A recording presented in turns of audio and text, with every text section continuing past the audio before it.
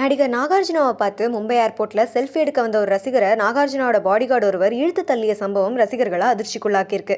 Selfie எடுக்க வந்த ஒரு ரசிகரை அவர் பாடிகார்டு பிடிச்சி இழுக்கிறத பார்த்தும் பார்க்காதபடி அவர் வந்ததாகவும் ரசிகரை மதிக்க தெரியாதவருங்கிற மாதிரியாகவும் மக்கள் அவங்க அதிருப்தியை தெரிவிச்சிட்டு வராங்க.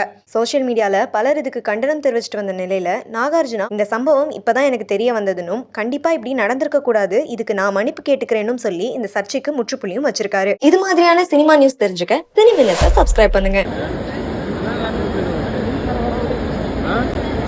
Ya,